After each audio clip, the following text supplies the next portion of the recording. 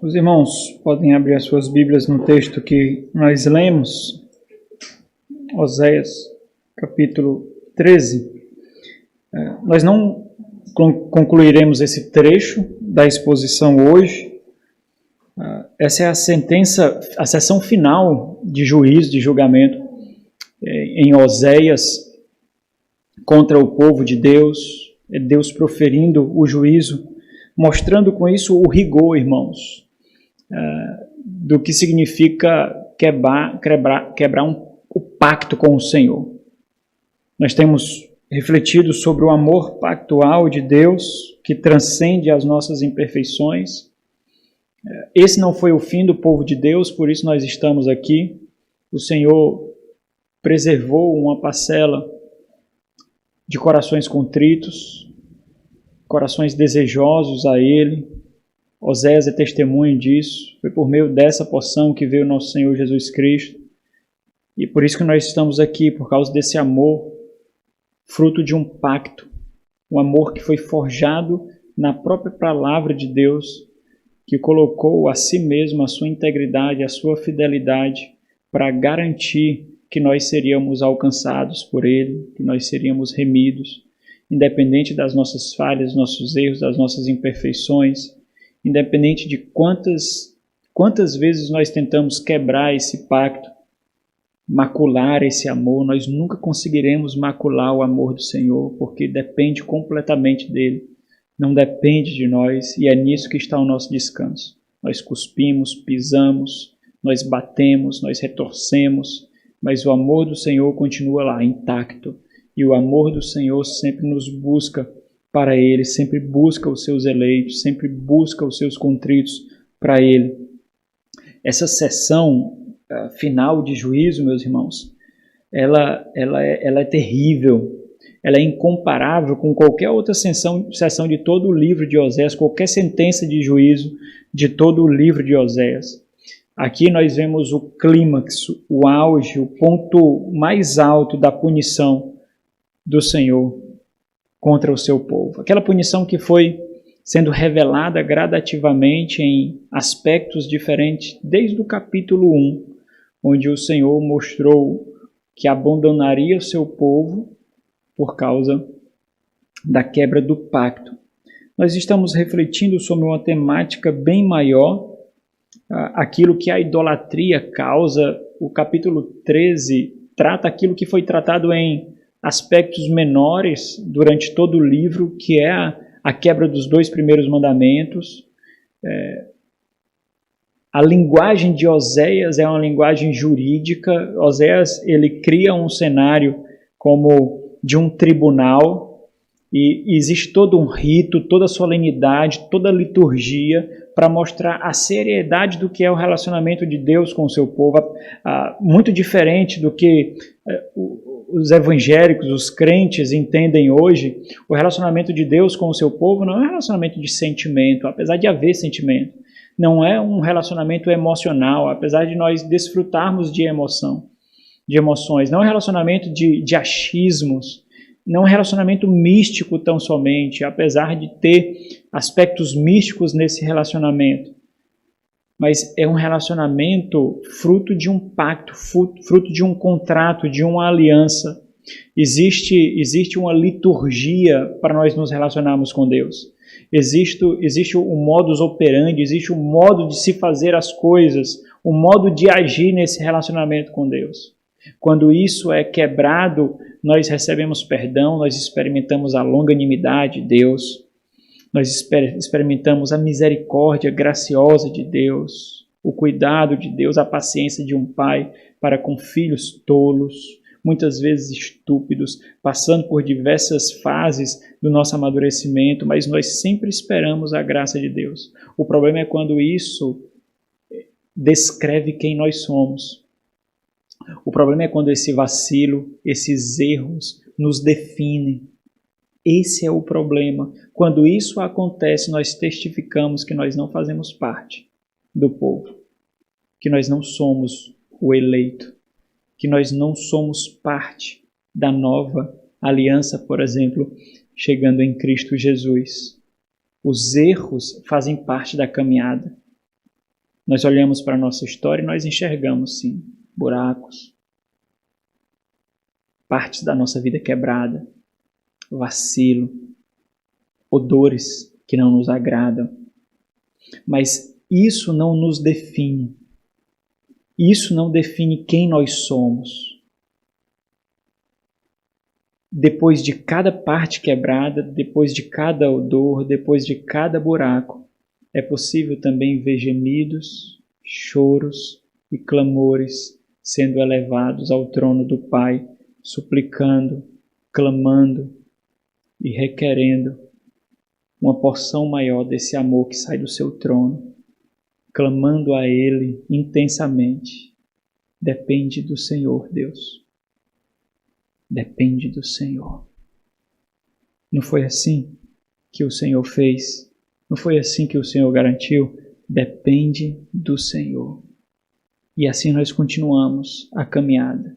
Foi assim que a porção fiel do Senhor, do povo do Senhor, sempre permaneceu diante de erros e vacilos. Não é a porção perfeita, irmãos. Não é que esses aqui estavam pecando. Essa porção fiel ao Senhor, numa medida ou outra, experimentou também esses flagelos, experimentou esses pecados. Assim como Davi, onde nós vemos em Atos, um homem segundo o coração de Deus, sendo descrito ali, identificado ali, assim como Davi, o povo também vacilou diversas vezes, mas existia algo que sobressaiu nessa história. Foi a contrição de coração, foi o arrependimento, foi a angústia de pecar contra Deus, que é supremamente santo e ainda assim nos ama, ainda assim nos quer, ainda assim deseja o louvor do nosso coração. Esse é o amor pactual do Senhor. O Senhor olha para a história massiva do povo de Israel e o Senhor não vê um coração contrito, o Senhor não vê gratidão, o Senhor não vê arrependimento, o Senhor não vê devoção, o Senhor vê idolatria. O Senhor vê a sua glória sendo dividida a todo instante, com pedaços de metais, com pedaços de pedra, fruto dos seus próprios raciocínios, fruto de corações pecaminosos, frutos de corações que não desejam a Deus. O Senhor vê e isso causa repulsa ao Senhor, porque o Senhor não vê nos corações daquele povo satisfação em ser povo dele, deleite em ver povo dele. E isso dá o tom do nosso tema. Quando o único e verdadeiro Deus não nos satisfaz. O que acontece quando o único e verdadeiro Deus, não os que nós criamos, não aqueles ou aquilo que nós elevamos como Deus, mas quando o único e verdadeiro Deus não satisfaz, o que acontece? E o propósito dessa exposição, com base nesse texto, é mostrar consequências impossíveis de serem separadas da idolatria. Seja um pedaço de metal, seja um pedaço de barro, de gesso, seja a sua ascensão profissional, a sua ascensão acadêmica, seja os seus bens materiais, seja a sua profissão, seja o seu relacionamento, o desejo por um casamento, seja qualquer coisa. Consequências nascem disso. Quais consequências são essas? Primeiro, nos tornamos a bonança em desgraça. Esse ponto foi o primeiro que nós refletimos. Nós recebemos aquilo que vem do Senhor, mas nós não vemos a mão invisível de Deus que nos abençoa.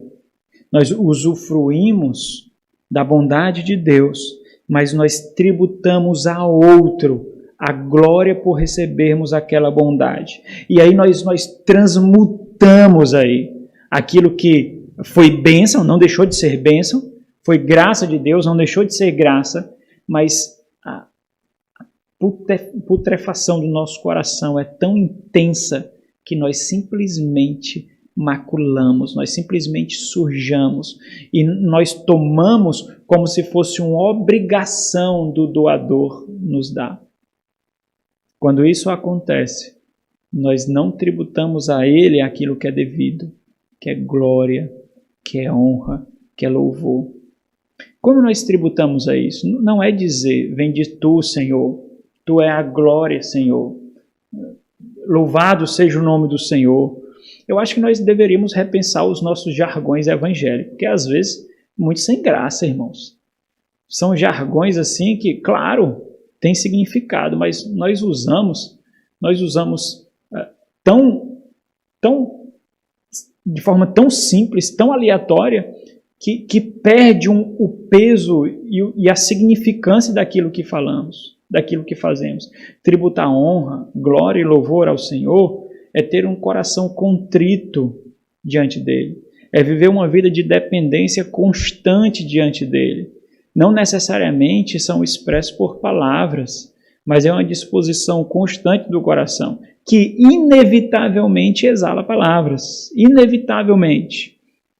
Às vezes, nós podemos com muita facilidade, e isso acontece, estão aí os hipócritas para exemplificar, as palavras simplesmente saem como espasmos de uma vida espiritual doente. Só espasmos de uma vida espiritual que não sente mais, que não percebe mais.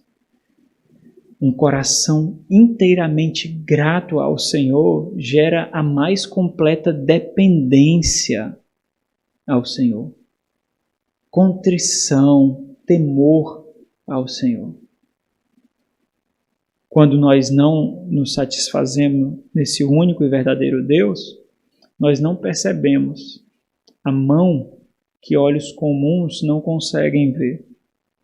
Quando o único e verdadeiro Deus não satisfaz, e esse foi o segundo ponto, tornamos a vida uma profecia da própria aniquilação. Vamos ler esses versículos, o 1, o 2 e o 3. Quando Efraim falava, esse foi o primeiro ponto, havia tremor. Foi exaltado em Israel, mas, aqui é o mas da corrupção, ele se fez culpado no tocante a Baal e morreu. Versículo 2. Agora pecam mais e mais. E da sua prata fazem imagens de fundição, ídolos segundo o seu conceito, segundo as suas habilidades que lhes são características, segundo as disposições do seu entendimento. Todos obras de artífices. E dizem, sacrificai a eles. Homens até beijam bezerros. Por isso, serão como nuvem da manhã. O Senhor está querendo dizer que com isso eles passarão. Eles serão completamente esquecidos. Assim como a nuvem passa, assim como a fumaça e o vapor se vai, assim eles passarão. Serão aniquilados. Não serão mais lembrados. Por isso serão como nuvem de manhã, como orvalho que cedo passa, como palha que se lança da eira e como fumaça que sai por uma janela. Nós vivemos com toda a abundância de deleite, nenhuma satisfação em Deus, mas profundo deleite em nós mesmos, naquilo que nós fazemos. Nós encontramos um propósito final naquilo que fazemos em si. Nós encontramos a plena satisfação na vida que nós temos e isso não transcende a nossa existência, não transcende aquilo que nós fazemos no dia a dia. Quando isso acontece, nós somos profecias vivas do nosso destino. E a grande tragédia é que o amor de Deus não estará lá, nesse destino. Deus estará lá, evidentemente, mas não com amor e misericórdia e graça. Ele está lá como a personificação da sua ira, do seu juízo. Quando o único e verdadeiro Deus não nos satisfaz, terceiro ponto, e aqui começa o sermão de hoje, versículo 4 até o versículo 6, nos tornamos nosso maior ídolo. Existe um contraste, meus irmãos, entre o versículo 3 e o versículo 4. Esse contraste, ele lembra o que acontece com o homem sem Deus. Sem Deus, nós estamos destinados ao esquecimento. Nós somos simplesmente perecíveis. Com Deus, nós somos completamente eternos. Evidentemente, quando falo de eternidade aqui, eu estou falando da eterna glória que nós desfrutaremos de Deus. Num certo sentido, todos os homens são eternos porque não serão aniquilados, mas experimentarão o eterno juízo de Deus. Ser perecível aqui é não desfrutar daquilo que nos mantém, que não nos permite apodrecer. Sem Deus, os homens são perecíveis, são fracos, insignificantes. E aqui gera, naturalmente, um questionamento surge com esse contraste. Se isso é verdade, se esse é o fato, então por que não buscamos e permanecemos em Deus? Porque esse é um raciocínio básico das Sagradas Escrituras. Se isso é verdade, então por que nós não buscamos como deveríamos? Ou por que nós esquecemos facilmente de Deus? Por que não permanecemos em Deus? A resposta também é simples, assim como a pergunta, porque o pecado nos faz exaltar a nós mesmos. Quando nós exaltamos a nós mesmos, ao mesmo tempo que isso acontece, o pecado apaga Deus em nós. Simples assim. Quanto mais pecamos, menos Deus nós vemos. Quanto menos Deus nós vemos, menos temor temos. E isso vai acontecendo gradativamente, causando amnésia e insensibilidade. Então é preciso a gente perceber que isso atinge algumas escalas para a nossa reflexão. Na verdade, 2 escalas para a nossa reflexão. Aqueles que conhecem a lei de Deus, especialmente esse é o foco aqui dessa exortação, dessa mensagem, porque Israel conhecia a lei de Deus muito bem. Israel estava pactuado com Deus, mas existe uma verdade também que deve nos compadecer. Isso também atinge aqueles que são cegos. E mesmo assim são satisfeitos em sua cegueira. Eu não duvido que os ímpios são felizes. Eles são felizes realmente. Eu não duvido que pessoas que não conhecem a Deus são felizes. Eles são felizes, sim. Mas quem foi que disse que Deus os chamou para que seja apenas uma troca de felicidade? Para que seja apenas uma troca de sucesso? Para que seja apenas uma troca de satisfação? Vai muito mais além. A nossa habilidade, e daí vem os dons e talentos, está em mostrar que existe uma felicidade que sobrepõe, que transcende, que abunda supremamente mais do que qualquer outra. É uma felicidade que não causa escravidão. É uma felicidade que não causa idolatria. É uma felicidade que você precisa ser, não ter.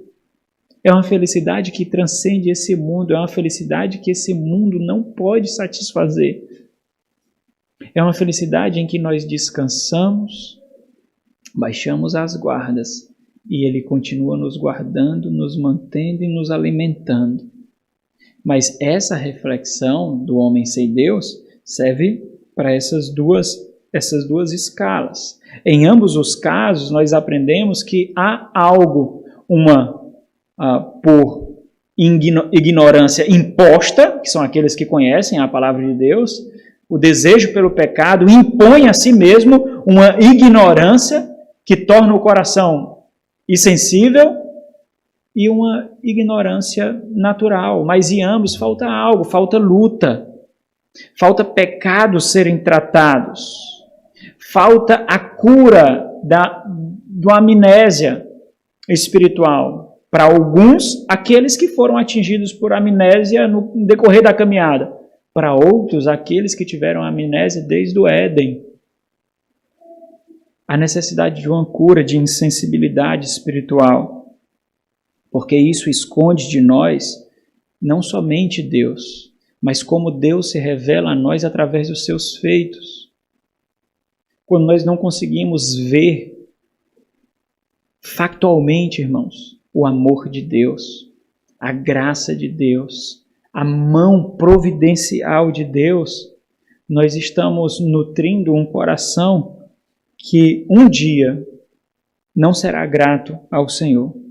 O pecado nos faz ver mais a nós mesmos do que a Deus. E essa é uma desgraça do pecado. Observa aqui o versículo 4. Todavia, e aqui está o ponto de contraste, todavia eu sou o Senhor, teu Deus, desde a terra do Egito. É interessante que o Senhor está falando aqui, o Senhor está lembrando quem Ele é. O Senhor, ao fazer isso, Ele aponta para um ponto da história do povo, um ponto da história em que o povo experimentou vividamente o que significa eu sou o Senhor.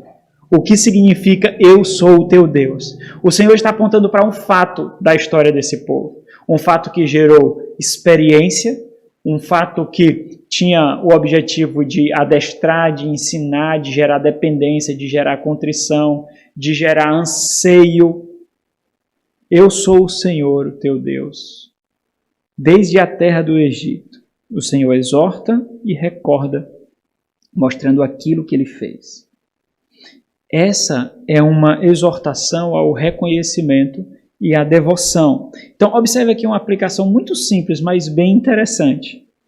O Senhor aqui ele está recordando ao povo de Israel sobre quem Ele é, como Ele faz isso, como Ele quer trazer essa recordação de quem Ele é à mente, apontando para feitos extraordinários na vida desse povo, que somente Deus poderia fazer, e por Deus ter feito isso, a vida deles é devida a Deus. O interessante é que, embora para Israel seja o Egito, para nós pode ser qualquer outra coisa.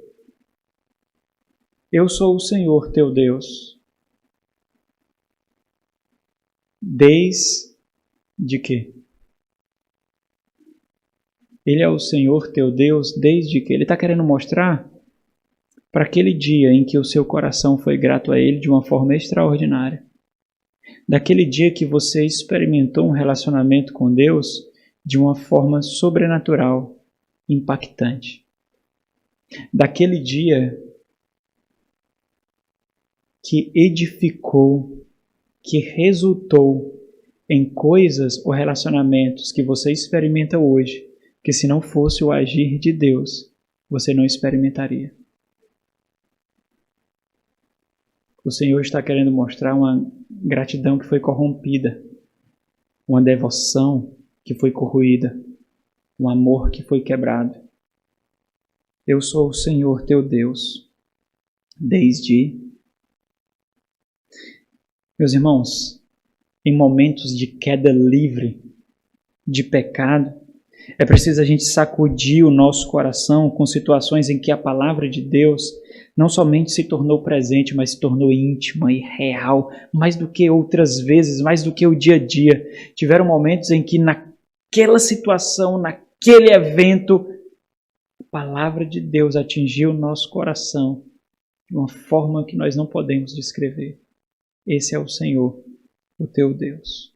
Diante disso, o Senhor diz, portanto, e esse portanto aqui é muito gracioso, irmãos, porque esse portanto revela algumas coisas que somente o Senhor pode exigir, apontando para o Egito, o Senhor como libertador, o Senhor como sustentador, o Senhor como guia, o Senhor como provedor.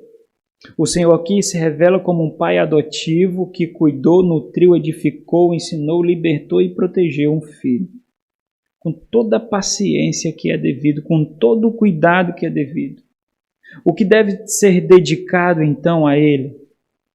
Como o nosso coração deve ser devoto a Ele?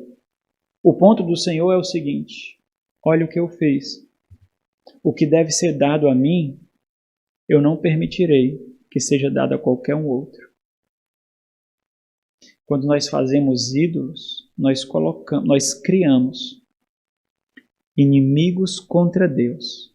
Tanto nós nos tornamos, como aqueles que nós elevamos ao status de ídolos, nós colocamos como inimigos contra Deus. Por isso nós devemos ter muito cuidado com glórias que são dadas a outros ou a outras coisas que devem ser dados somente a Deus. Pode ser o seu filho, pode ser o seu emprego, pode ser a sua carreira, pode ser o seu conforto, pode ser o seu entretenimento, pode ser qualquer coisa. Deus não divide a sua glória. Deus não permite que o seu coração seja de qualquer um outro, porque Ele fez o seu coração para Ele. O seu coração ou é dele ou não é de mais ninguém. É o que Ele diz: não conhecerás. Não conhecerás outros deuses além de mim. É claro que nitidamente aqui não é conhecer cognitivo, porque eles conheciam a Baal, a Azerá e vários outros aí. Então não é um conhecer cognitivo. O Senhor vai causar amnésia neles, a punição vai ser amnésia neles. Não. Esquecimento? Não. Esse termo vem daquela palavra yadá que faz referência a relacionamento íntimo. Conhecer aqui é conhecer intimamente, é conhecer intimidade, é desenvolver relacionamento íntimo. E aqui diz respeito ao coração, irmãos. Aqui diz respeito às afeições que nós temos, às devoções que nós temos. O que o Senhor vai fazer aqui? Ele vai tirar todo o deleite que o ídolo causa. Todo o deleite. Mas não somente isso. Sabe como é que ele tira esse deleite? Lhe dando a convicção que foi por meio disso que você foi julgado e sentenciado. Foi isso que aconteceu no cativeiro. Não foi simplesmente o cativeiro a punição. Foi o entendimento do que gerou a necessidade do cativeiro. Porque a pior coisa não é experimentar fisicamente a punição. A pior coisa é a guerra da mente. Eu poderia ter feito diferente. Eu poderia ter agido diferente. Eu não percebi. Eu não vi. Várias placas, várias advertências. Quantos profetas matamos? Quantas placas derribamos? Como nós ignoramos os sacerdotes? Existiam os ritos ali, existia a dieta litúrgica, existiam as festas, tudo isso como placas, como holofotes, como trombetas para nos lembrar. E nada. Nada. Não foi só o cativeiro, irmãos. Foi uma guerra que eles nunca poderiam vencer. Porque o cativeiro pode ser vencido, é só vir outro império. Foi o que aconteceu com Medo-Persa. Mas aqui e aqui é outra instância de combate. O eu poderia não corrige nada. O eu poderia não desfaz o que foi feito. Não conhecerás outros deuses, não se relacionará intimamente. O termo aqui ele é configurado numa modalidade gramatical, irmãos, que dá a ideia de que isso era algo, e isso é corroborado pelas Sagradas Escrituras, de que isso era algo que eles já deveriam saber. Então ficaria mais assim: vocês deveriam saber que não conhecerias outros deuses, que não se relacionariam intimamente com outros deuses. Vocês deveriam saber disso. E eles sabiam sim. E ele continua: porque não há Salvador. Salvador aqui pode ser traduzido também como libertador, senão eu. O que é que o Senhor está dizendo aqui? Por que vocês tributarão glória a outro? O sustento de vocês vem de quê? A vida de vocês vem de quê? A saúde de vocês vem de quem? O consolo de vocês vem de quem? Não há outro, sou eu. O Senhor está exigindo a glória que eles não podem dar porque eles estão dando a outro. Por isso vem a punição. O pecado, então, meus irmãos, ele entorpece e nos faz ver vida onde só há morte. O povo estava vendo vida sim nos ídolos, na imoralidade cultual, na prostituição cultural, nos deuses pagãos e morais criados pelos seus próprios corações. Eles estavam vendo vida, satisfação e contentamento. Eles estavam desfrutando disso. Por quê, meus irmãos? Porque os deuses não eram o que eles criaram. Não era Baal e nem o outro. Os deuses eram eles mesmos. Tudo aquilo que pudesse satisfazer os desejos dos seus corações, eles tomavam com profundo deleite. E onde havia morte, eles enxergavam vida. E não somente não há vida sem Deus, como também não há proteção. E eles experimentaram isso em toda a história de Israel. A todo instante foi o Senhor que cuidou, foi o Senhor que protegeu, e eles sabiam disso. É o que o Senhor diz no versículo 5. Eu te conheci, e aqui é o mesmo termo que fala dessa intimidade. É óbvio que não é conhecimento cognitivo, porque o Senhor é onisciente. O Senhor não os conheceu somente naquele momento. O Senhor teceu toda a estrutura deles. Conhecer aqui fala de iniciar um relacionamento íntimo. Se relacionar intimamente. Então, eu te conheci, eu tomei para me relacionar intimamente contigo no deserto. E no deserto não há vida. No deserto só há morte. No deserto não há provisão. O Senhor está lembrando de como Ele o conduziu. Nós passamos por diversos desertos e que nós nunca imaginávamos que iríamos sair. Nós víamos precipício diante de nós víamos buracos diante de nós que não havia pontes, e nós não sabíamos como transpor. Nós nos vimos algumas vezes submersos e nós não sabíamos como iríamos emergir.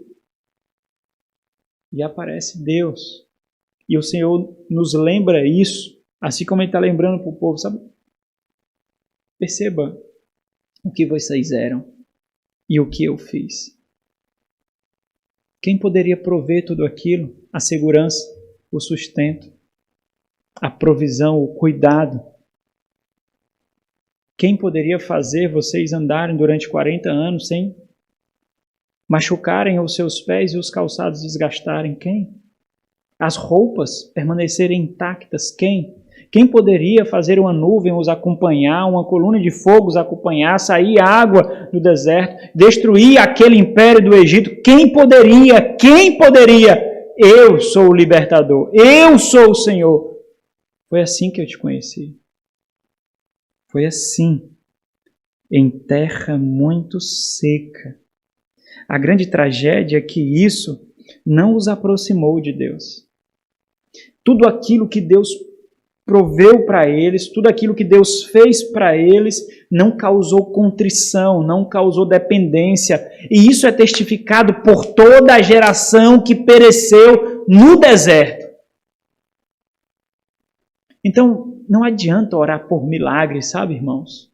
Não adianta orar por aparecimentos e experiências sobrenaturais, não adianta orar por empregos, não adianta orar por concursos, se isso for um fim em si mesmo, se o seu relacionamento com Deus, a sua dependência com Deus, de Deus, a sua contrição diante de Deus depender disso, não dá para pleitear com Deus desse jeito. Porque se o nosso coração não sentir deleite pelo que Ele é, não há nada nesse mundo caído que nós possamos desfrutar que nos permitirá isso. Nada. Nada, irmãos. É só porque Ele é Deus e nos ama. Olha para mim. Olha para você. Quem é você? Você fede. Você peca constantemente. Não adianta maquiar, não. Você é um pecador inveterado. Não adianta. Você peca. Talvez alguns agora estão pecando aqui na sua mente. Mas Ele te ama. Ele te ama. Ele o tomou para si e o destinou à eternidade de glória. banhando com o sangue do seu único e perfeito Filho. É essa percepção impossível de ser mensurada que nos faz amar e amar e amar.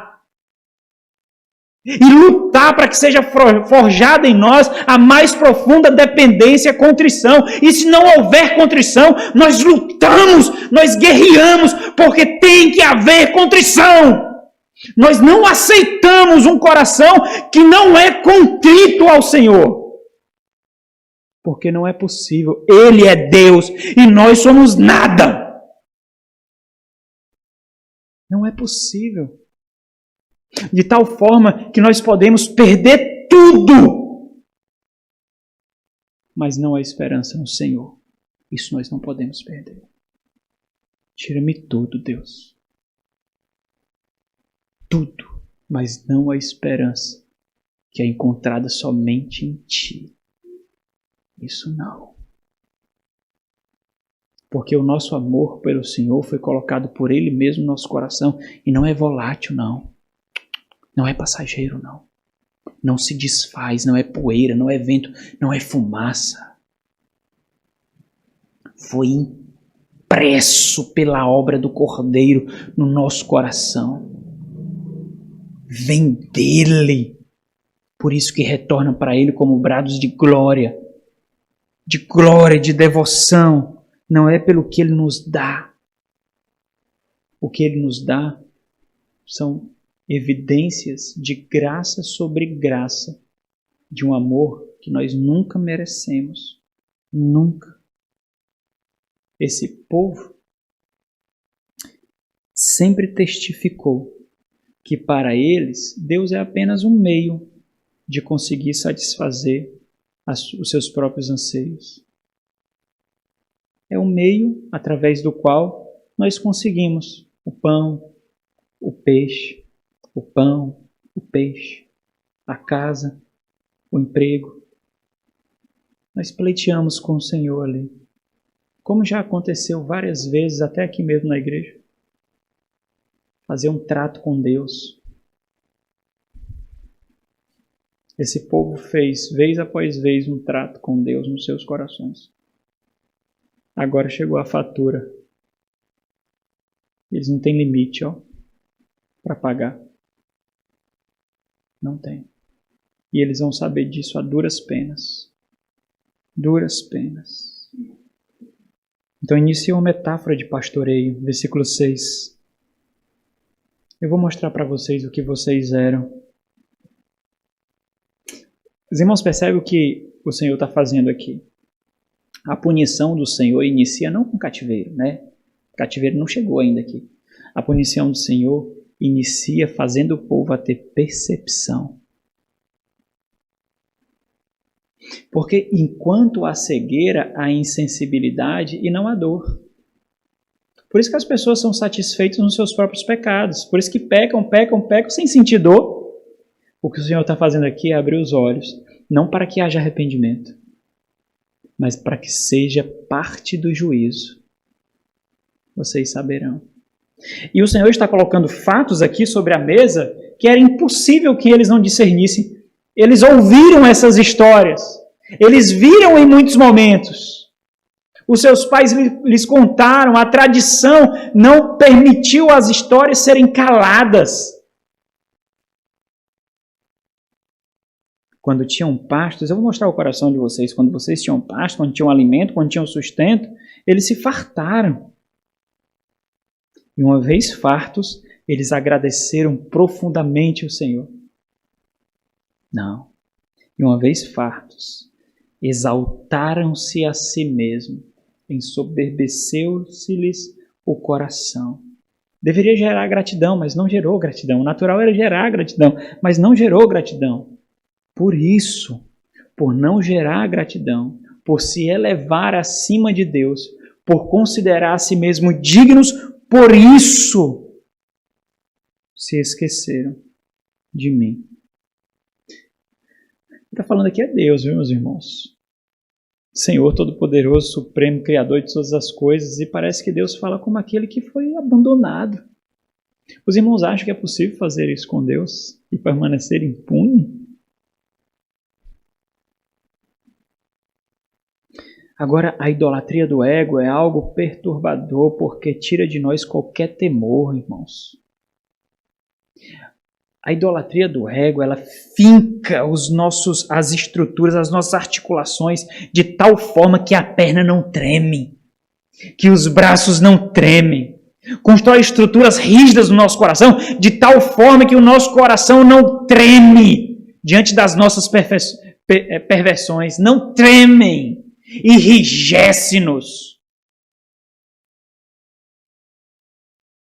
Quando tinham pastos, eles se fartavam. Uma vez fartos, ensoberbeceu-se-lhes o coração. Por isso, então, observa aqui o que mata a devoção e o deleite a Deus. O que é que mata? Um olhar elevado de si mesmo. Isso mata a devoção e o deleite.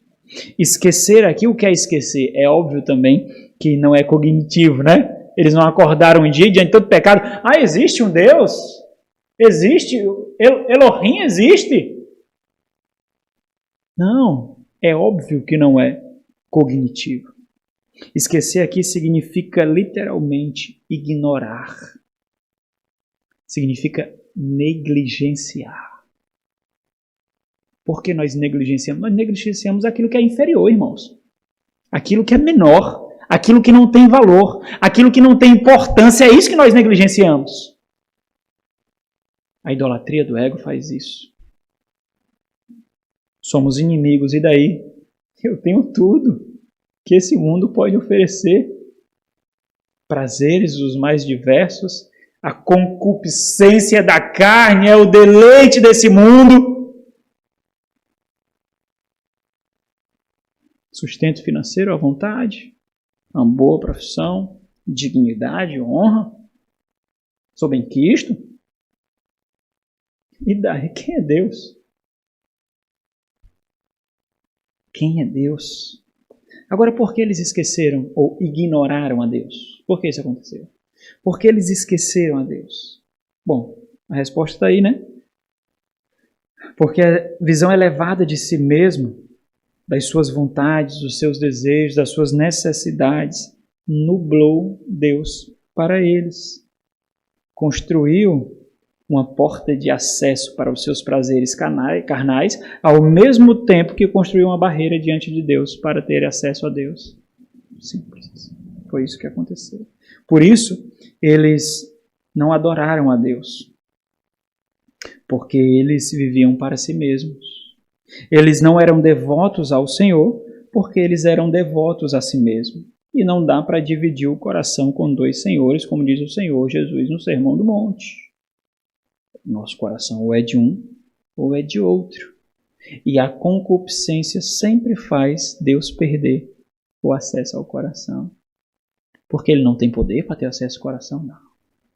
Porque esse é o princípio do juízo, o abandono. A falta da disciplina, a falta da exortação. É o início do juízo. É fácil fazer as devidas aplicações aqui, não é, irmãos? O que sua vida testifica sobre a balança da devoção? Nós temos uma balança da devoção. Lembra lá? Aquelas balanças que tem dois pratos, um do lado e outro do outro. Como está equiparado e como está equilibrado? Quem está ganhando na balança? Coloca aí de um lado e do outro. Deus, igreja, trabalho, profissão, estudos, namoro, casamentos, pais, filhos, amigos, relacionamentos, a si mesmos. Como está? Como está o equilíbrio dessa balança da sua vida? O que é possível ver em sua vida?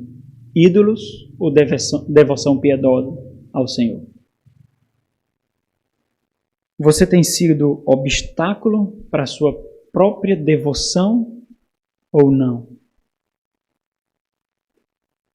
Se nós percebermos um pouco aqui da necessidade de uma aplicação que transcende a nós mesmos, por causa da compaixão e misericórdia com aqueles que não têm nem um pouco de acesso à mesma palavra que nós temos, a gente pode observar que essa compreensão é um bálsamo para aqueles que estão perdidos, à semelhança de Israel, para aqueles que estão cativos, à semelhança de Israel, para aqueles que são cegos, aqueles que não sabem que existe uma luta necessária a ser travada, aqueles que vivem e andam com guardas completamente baixas, aqueles que nós enxergamos quase que vividamente Satanás manipulando-os como marionetes, tendo acesso livre às suas mentes e corações. O que essas palavras fariam para essas pessoas? É óbvio que haverá resistência, afinal de contas, vocês querem tirar o prazer deles. Vocês querem tirar uma satisfação e dar em troca uma que eles não conhecem, uma que eles não conseguem discernir. Quem garantirá, essa é a mente, que eles realmente sentirão deleite maior, satisfação maior do que a que eles sentem agora? É óbvio que haverá resistência.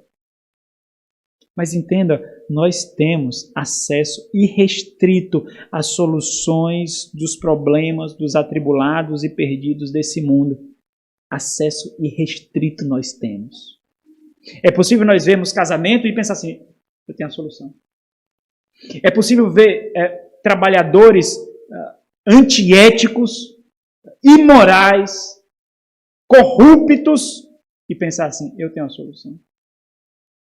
Nós temos a solução, nós temos. É possível ver filhos rebeldes e pais omissos, agressivos, maridos déspotas, mulheres insubmissas e dizer, nós temos a solução. Nós temos, é simples a solução, não custa bens que você agora adora, mas nós temos a solução. Vidas podem ser salvas, casamentos podem ser restaurados, pessoas podem ser retiradas do caminho de prostituição e das drogas, mesmo antes de experimentarem. Quantas possíveis prostitutas não estão aí? Quantos possíveis viciados não estão aí? Quantas possíveis esposas abandonadas e maridos tiranos e abusadores não estão por aí? Nós temos acesso àquilo que pode resolver antecipadamente todos esses problemas, todas essas desgraças. É só nós não idolatrarmos a nós mesmos e sair do conforto que essa vida impõe. Você não já vai à igreja? Tá bom, tá bom. Você não já lê a Bíblia? Não já ora? Não está fazendo discipulado? Tá bom, tá bom. Se você prestar um pouco de atenção, você vai perceber que é a voz de Satanás que você ouve. Você vai perceber. Só prestar um pouquinho de atenção e você vai perceber que é a mesma voz que ecoou no Éden. Você vai perceber. Nós temos, irmãos, os únicos meios do mundo para oferecer, para conceder o único deleite e satisfação duradoura eternamente. Nós temos. Você tem. Será que nós não nos vemos como instrumentos de libertação aos cativos? Abra aí em Lucas capítulo 4. Lucas capítulo 4. Aquele episódio em que o Senhor Jesus vai à sinagoga, ele lê as Sagradas Escrituras e diz, hoje isso se cumpriu.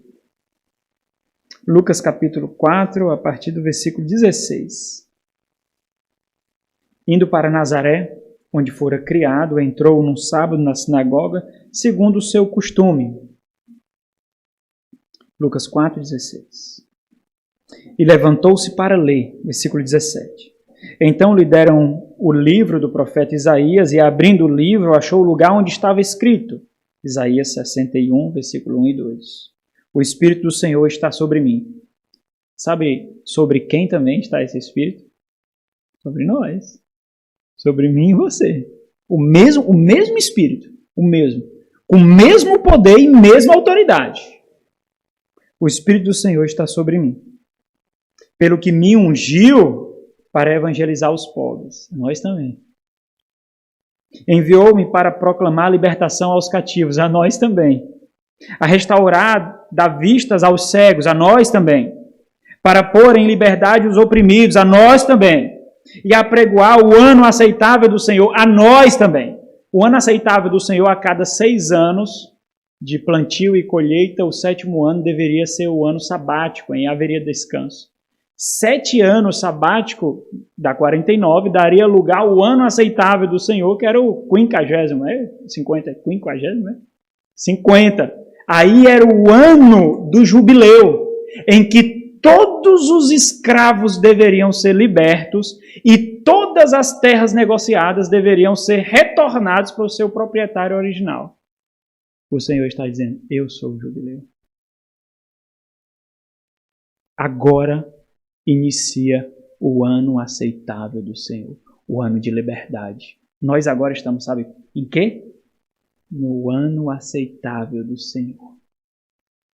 É o ano em que a liberdade está aberta para todos que querem, todos os escravos, todos os perdidos.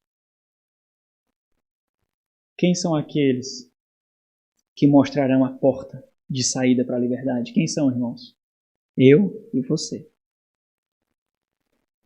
Existem tantos escravos por aí que não sabem que nós estamos no ano aceitável do Senhor. Existem tantos cativos por aí oprimidos que não sabem que a libertação está logo ali. São cegos que não veem, não ouvem, não sentem, não percebem. O ide do Senhor Jesus para nós aponta para isso. Mas quando nós somos o nosso próprio ídolo, nós não alcançamos esse entendimento. Foi por isso que o povo de Israel não alcançava mais esse entendimento. Então entenda, quando o único e verdadeiro Deus não satisfaz, tornamos a bonança em desgraça, tornamos a vida uma profecia da própria aniquilação, nos tornamos nosso maior ídolo. E o último ponto da nossa reflexão de hoje, nos tornamos Deus nosso maior inimigo. Versículo 7 e versículo 8. Esse ponto aqui é bem breve porque ele ressalta apenas a consequência natural daquilo que nós discutimos anteriormente. Se nós nos tornamos o nosso próprio ídolo e ídolos causam repulsa a Deus, então é natural que nós que Deus seja o nosso maior inimigo aqui. Idólatras não têm parte com Deus. Não herdarão o reino dos céus, seja qual for o ídolo. A satisfação em nós mesmos, irmãos, nos coloca como rivais de Deus. Pelo simples fato de Deus ter nos criado para sua total satisfação nele. Nós fomos criados, apontados e condicionados para termos deleite e satisfação nele. Não na criação, não naquilo que fazemos, mas simplesmente por sermos obras das suas graciosas e perfeitas mãos. Aqui, aquela máxima matemática não pode ser aplicada. A ordem dos fatores altera o produto aqui. Nós temos que sentir satisfação e deleite nele. Tudo que vem antes é idolatria. Tudo que toma o seu lugar é um ídolo.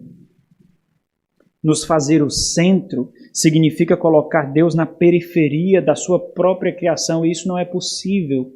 Deus é o centro, a essência e o objetivo final de tudo que existe. Aquela máxima criacional, lembrada apaixonadamente por Paulo em Filipenses capítulo 1, versículo 21, diz: porquanto para mim o viver é Cristo e o morrer é lucro, expressa isso de forma muito vívida. Não importa o que eu tenho, o que eu não tenho, não importa o que eu faço, o que eu não faço, não importa nada, a não ser sentir plena satisfação, gozo, realização e deleite nele. O que vem depois disso é consequência da extrema bondade do Senhor e os meios pelos quais Ele me concedeu para glorificá-lo. Tudo diz respeito a Ele, seja a vida, seja a morte. O propósito da nossa criação é a glória do Senhor. Abra em Isaías capítulo 43. Essa é a máxima da pregação e do ensino do pastor John Piper. Nos seus livros, não sei se todos, mas na grande maioria dos seus livros, esse versículo está lá impregnado. Isaías, profeta Isaías, capítulo 43, versículo 6, diz assim: Trazei meus filhos de longe e minhas filhas das extremidades da terra. A todos os que são chamados pelo meu nome e os que criei para minha glória e que formei e fiz. O Senhor nos criou com um propósito muito evidente, está lá impregnado na criação, para a própria glória e deleite nele. Isso quer dizer que se temos a nós mesmos, ou aquele círculo do ego, como centro de satisfação da nossa vida, Deus será o nosso maior inimigo. É certo que esse raciocínio, irmãos, ele não é discernido pela grande massa da população. É evidente isso. Mas nem mesmo por isso esse ensino, essa realidade deixa de ser verdade.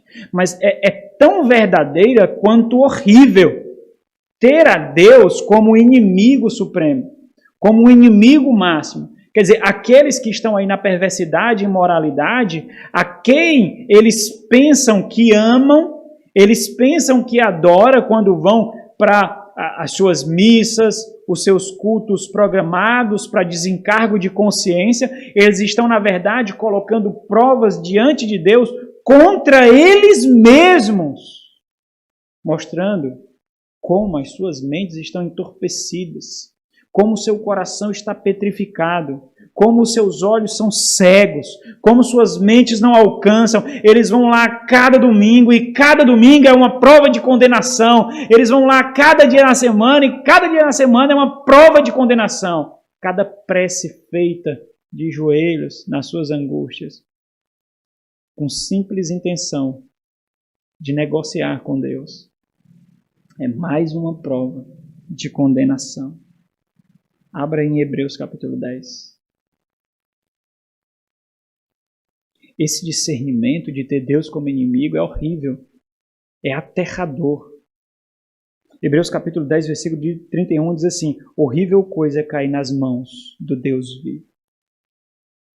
O autor sagrado aos Hebreus, ele está nos lembrando, irmãos, aqui, do triste fim de uma vida que mesmo depois de expostos à verdade que dá vida, ainda assim acha contentamento e satisfação em Deus. Volta um pouquinho para o versículo 26.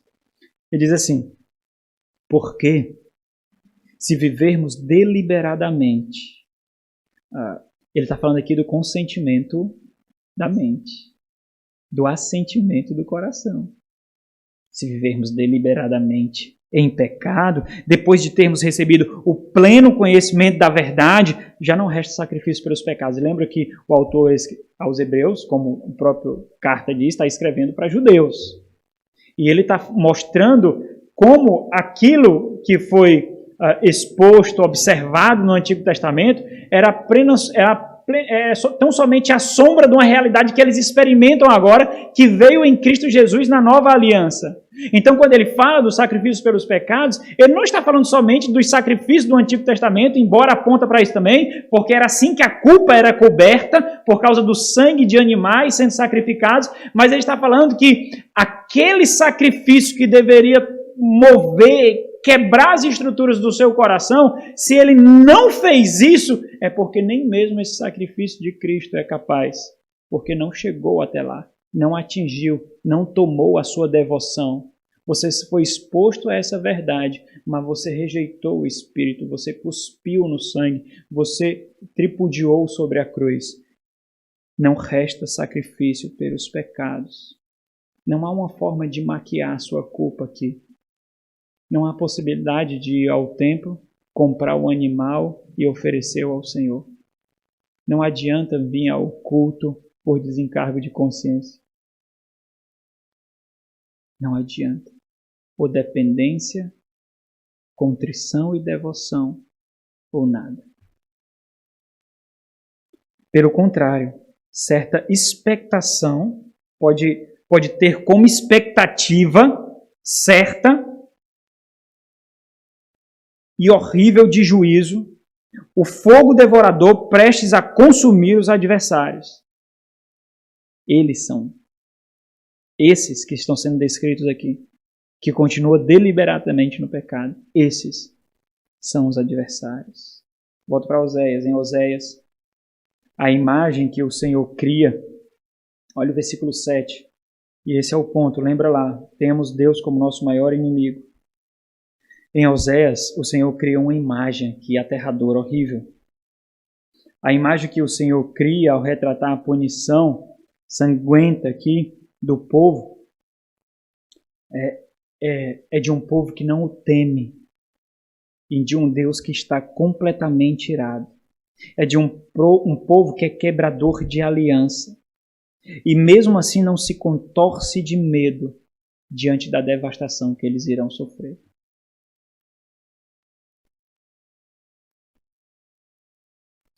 Apenas pouco tempo para esse povo, Deus era para eles, como eu disse aqui, um pai, um provedor, um pastor, um guia, um vingador. Quando Deus dizimava povos para manter o seu povo a salvo, Deus foi o castelo forte, a cidade refúgio, Deus foi o escudo, mas agora eles tomarão o mesmo lugar de todos os seus adversários que o Senhor destruiu.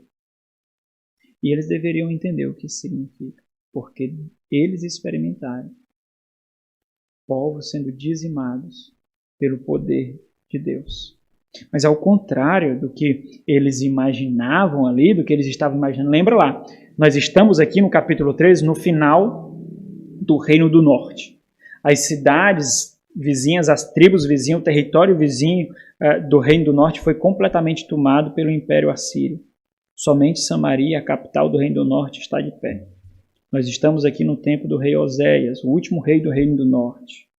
Eles experimentaram um tempo de bonança, estavam tentando negociar, pleitear com o Egito, com a Síria, tentando oferecer, mesmo que fosse para que o próprio povo fosse um estado vassalo, um estado escravo desses impérios, mas tudo isso não os fazia buscar o Senhor, mas fazia pleitear com suas próprias forças, com as suas próprias artimanhas, com as suas próprias habilidades, que nós vimos que são completamente idólatras, mas nem mesmo o temor da morte, da destruição, aniquilação mais perversa, não é como hoje, você vai ser preso e terá todos os direitos humanos ao seu dispor. Eles eram empalados, eles eram abusados, eles eram completamente destruídos, vivos por aqueles povos pagãos e sanguinários.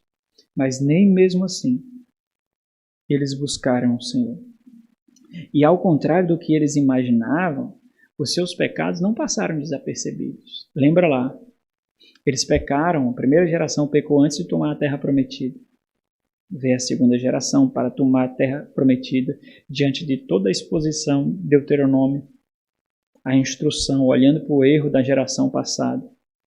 Quando eles tomam posse da terra prometida, logo em Gilgal, ali depois do território de acesso, eles já cometeram idolatria e fizeram dali um centro idólatra e desde lá pecaram.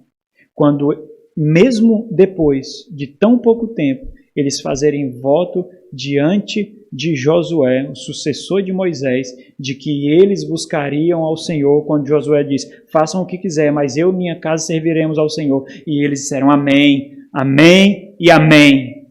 Mas foram só botar o pé na terra prometida, ter acesso à terra prometida, e ali eles já construíram um centro de idolatria. E desde lá pecaram e pecaram e pecaram contra o Senhor. De todos os reis do Reino do Norte, nenhum fez o que era bom e agradável aos olhos do Senhor. Nenhum sequer. E isso não causava temor. Nós só temos testemunho de fidelidade real no Reino do Sul. Mas o que é que eu estou querendo dizer? Passava ano e entrava ano, acabava ano e finava ano e não vinha punição. Então nós estamos vivendo bem. Dá para fazer uma amálgama aí entre pecado, idolatria, perversidade, corrupção e devoção a Deus, cumprindo os ritos litúrgicos que o Senhor nos mandou observar. Porque não vinha punição. Mas eles esqueceram que o cálice estava enchendo. E eles esqueceram de algo muito peculiar aqui. Nós vamos observar daqui a pouco. Mas o fato é que o Senhor está mostrando aqui que eles pensavam que os seus pecados iriam passar desapercebidos. Que o Senhor, como vingador, estava não mais se portando como vingador à semelhança do que fazia para os povos vizinhos, mas o Senhor era condescendente com a forma de adoração ali. Mas o Senhor se apresenta como? O Senhor se apresenta como vingador aqui. O Senhor é retratado aqui como um animal que aguarda. Olha o termo aí, espreito no caminho. É um animal que aguarda. Vocês já viram aqueles vídeos de animais ferozes, né? Animais selváticos, legais, não? Animais selváticos esperando para dar o bote à onça, o leopardo, a leoa, porque quem caça não é o leão, é a leoa. Bem devagar, assim, só esperando o momento ideal. Só esperando a oportunidade ideal para dar o bote. O Senhor é retratado aqui, ele sou, pois, versículo 7, para eles como leão, como leopardo, espreito, aguardo, observo, espero no caminho. Os versículo 8 eu retratei para os irmãos no vídeo, vocês assistiram o vídeo? Um vídeo devocional. O último versículo aqui do capítulo 13, das mulheres sendo rasgadas ao meio, depois eu vou botar o vídeo para vocês, para representar. Como a ursa. E aqui o Senhor retrata em outro aspecto um animal feroz, que defende aquilo que é precioso para ele. Sou como a ursa, roubada de seus filhos, e os atacarei e lhes romperei a envoltura do coração. E como o leão, ali os devorarei, as feras do campo os despedaçarão. E aqui tem um alerta importante para a gente, irmãos. O Senhor quer mostrar aqui algo muito evidente que eles esqueceram. Vocês serão devastados por terem escolhido o caminho errado. Vocês serão devastados por terem escolhido o caminho que vocês estão trilhando agora. Existia o caminho de vida e o caminho de morte. Existia todas as exortações, placas, advertências, todos os guias, todos os instrutores, mostrando-lhes o caminho de vida, vida, vida. Holofotes, trombetas, vozes e vozes e vozes, chamando-os de volta para o caminho de vida. Mas eles escolheram o caminho que era condicionado aos seus corações. Pois agora o que o Senhor está mostrando é que nesse mundo, que é o grande vale da sombra da morte, existem becos perigosos, existem estradas sombrias e mortais, mas existe algo também. Existem feras que habitam livremente por esses caminhos. O que o Senhor está mostrando é que as feras desses caminhos os atacarão. O Senhor está os avisando que eles serão mortos pelas feras que habitam no caminho que eles escolheram trilhar. A aplicação é óbvia aqui, não é? Não precisa fazer esforço para a aplicação aqui. O que há no caminho que você está trilhando? O que há? O que habita no caminho que você está trilhando? Fazendo referência aos sermões de Marcos? Esse é o caminho do discipulado? Que caminho é esse que você está trilhando? Cristo está lá? Existem tutores piedosos, existem guias piedosos, existe paz, existe segurança, existe refúgio, existe embaixada do reino, ou não? Porque se você escolher o caminho, aqueles que habitam e andam livremente por esse caminho, esses chegaram a você. E aqui uma aplicação evangelística também, para harmonizar com os nossos estudos de domingo. Será, meus irmãos, que nós não deveríamos alertar o nosso próximo quanto ao caminho que eles trilham? Nos vemos os espinhos do caminho, os buracos do caminho, as armadilhas do caminho, nós vemos. Eles não veem, mas nós vemos. E nós sabemos qual é o fim do trajeto desse caminho. Será que nós não deveríamos, pelo menos, mesmo que diante da insensibilidade, cegueira, rudez deles, será que nós não deveríamos mesmo assim aguentar os insultos e o desconforto, mas mesmo assim nós não somos obrigados pelo conhecimento que temos, pelo discernimento e entendimento que temos, será que nós não somos obrigados diante de Deus? É evidente que somos, irmãos. Será que nós não deveríamos mostrar que logo ali existe uma fera, que logo ali existe uma armadilha? Será que ele não está vendo, mas será que nós não deveríamos avisar que ela está preparada para atacar e ela está logo ali? Você não avisa, você não alerta, e quando há o ataque, há um divórcio, há a corrupção do casamento, há um filho que se perdeu, há uma prisão, há imoralidade, e você simplesmente vê essa família se deteriorando. E você enxerga tudo como um mero espectador. Mas você tem todo o roteiro, você tem todo o esboço, você tem todo o plano na sua mão. Então entenda algo aqui, irmãos. O pecado, ele nos engana a ponto de nos fazer pensar que não existe punição para o deleite da própria carne. Essa é a sagacidade do mundo da carne e do diabo. O pecado nos faz considerar que ao tardar a punição, há a absolvição. O pecado nos faz confundir, esse é o grande ponto aqui. O pecado nos faz confundir misericórdia com impunidade. Quando o Senhor tarda a sua ira, Ele está exercendo misericórdia. Ninguém será impune diante do Senhor. Ninguém. Não pense que os seus pecados, erros, deliberados, passam desapercebidos aos olhos que tudo vê, à mente que tudo sabe, àquele que tudo sustenta. Eles não passam. Nós erramos, é óbvio.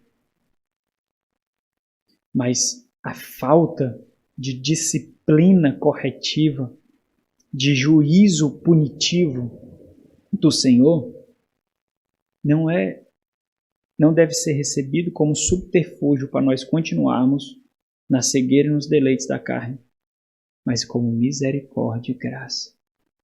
Obrigado, Senhor. É assim que nós dizemos. Obrigado, Senhor. Eu sei quais seriam as consequências desse erro. Eu sei. Eu já estava preparando meu coração para a vergonha, para os frutos nocivos. Mas simplesmente o Senhor os corrigiu. O Senhor não me concedeu a humilhação, o Senhor simplesmente os corrigiu. Obrigado, Senhor. Obrigado. Que o Senhor nos conceda a graça de não nos fazer o nosso ego como o maior ídolo, como ídolo, e de não termos o Senhor como nosso inimigo. Vamos orar. Nosso Senhor santo e misericordioso, nós somos tão devedores do Senhor de uma dívida que nós nunca conseguiríamos pagar. Hoje o Senhor nos fez um pouco mais devedores. Mas nós agradecemos tanto a Ti, ó Deus, por nos colocar nessa posição de contrição, dependência e humilhação. Ao invés de isso nos matar, nos machucar para a morte, isso nos coloca em profunda dependência ao Senhor. Isso nos mostra que o Senhor nos ama, nos educa, nos ensina, o Senhor nos edifica, nos exorta, nos preenche de esperança. Isso mostra mais um aspecto maravilhoso do amor pactual do Senhor para conosco. Tantos alertas foram dados aqui, Deus, tantas aplicações, exortações. Aplica no nosso coração. Ajuda-nos a viver no nosso dia a dia, na dinâmica da vida comum, nas imposições da vida, a Tua santa vontade e assim levar a outros a desejarem o mesmo Deus que nós desejamos, único e suficiente. Em nome de Jesus.